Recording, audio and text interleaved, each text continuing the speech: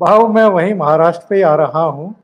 ये उद्धव ठाकरे के पूर्व गृह मंत्री अनिल देशमुख के खिलाफ लुकआउट नोटिस, ये तो बहुत शर्मनाक बात है। शर्म आती है क्या इन लोगों को?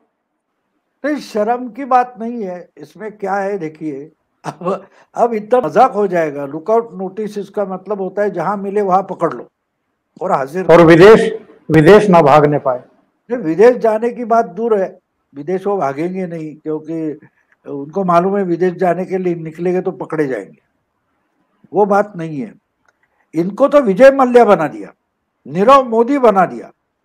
जो जो तकरीरें ये लोग बयान लंदन में बैठकर विजय मल्ल्या करता है, वही बयान अनिल देशमुख यहां बैठकर कर रहे हैं कि मैं तो कॉपरेशन दे रहा हूं, मैं तो कॉपरेशन के लिए तैयार हूं। ये विजय मल्ल्या भी बोलता है ना, विजय मल्ल्या भी बोलता है। तो अनिल देशमुख कहां अलग बोल रहे हैं? हाँ, लेकिन इंडिया में नहीं आऊंगा, और ये बोलते हैं ईडी में नहीं आऊंगा। अब और एक अजीब बात देखो कि जो एक साथ लड़ते थे, सचिन वाजे, परमवीर और अनिल देशमुख, उसमें से एक तो तलोजा जेल में जाके पड़े हैं। जिन तीनों में ने मिलकर अर्णब गोस्वामी को तलोजा जेल में भेज दिया था, एक तो वहां पड़ा है। अब बिल्कुल। ये पकड़े जाएंगे तो ये भी तीनों वहां जाकर जेल में बंद हो गए। और फिर वो एक इश्तिहार आती है ना टीवी पर, किस स्कॉच या शराब की है वो, कि फिर बैठेंगे हम तीनों, आप, मैं और वो कोई स्कॉच। वैसे तीनों तलोजा के अंदर जाके बैठ जाएंगे। ये शर्म की क्या बात है? ये अजीब बात है। इन्होंने, देखिए एक बात होती है, मैं यही तो बात आपको इसी एपिसोड में बार बार बोल रहा हूं, कुछ बातें इग्नोर करने जैसी होती है, दुर्लक्षित करो। मैं बार बार एक साल सवा साल से बोल रहा था, 1.5 साल से बोल रहा था कि भाई अर्नब को इग्नोर करो, आप उसमें फंसोगे, और ये फंस गए।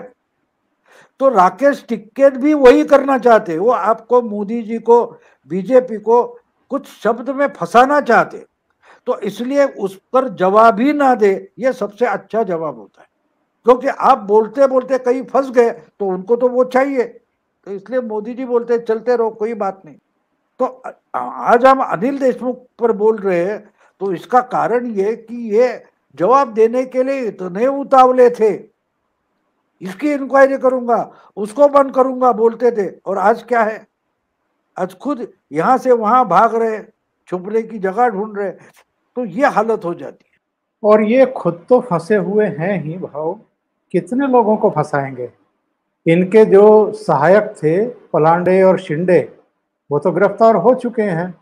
इसके अलावा अब सीबीआई के एक सब इंस्पेक्टर को इन्होंने फंसवा ही दिया, वो गिरफ्तार हो गया। इनका वकील आनंद डागा, वो गिरफ्तार हो गया। मतलब कितने लोगों को और लपेटे में लेंगे ये तो दुनिया का अजूबा है।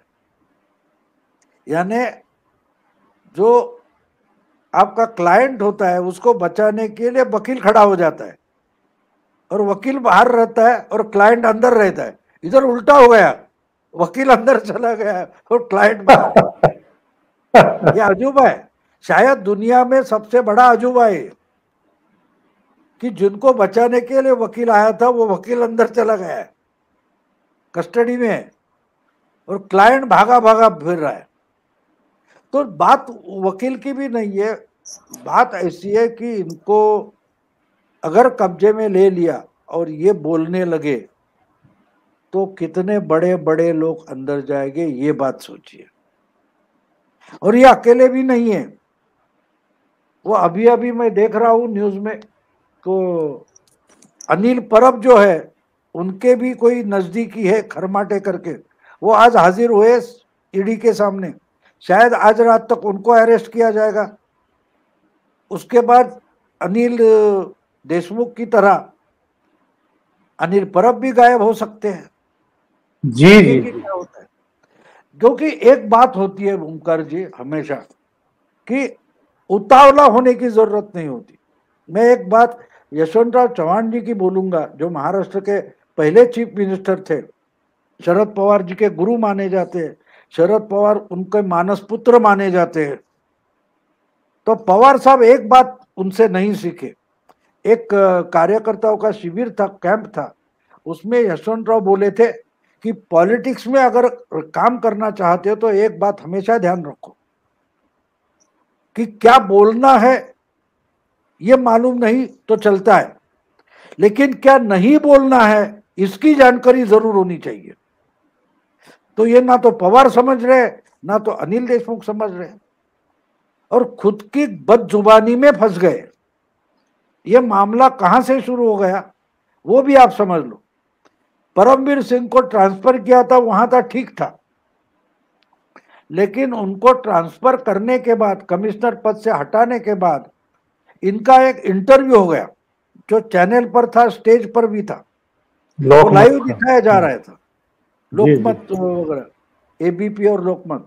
तो इनको पूछा गया और पूछने वाला भी समझ रहा था, यानी एंकर जो इंटरव्यूअर था उसने भी बाद में बोल दिया कि मैं मानता था कि ये सवाल टालेंगे, ये बोलेंगे कि मैटर सब जुडिस है, इसका तो जवाब नहीं दूंगा, लेकिन ये तो बदजुबानी है, बड़बोले है।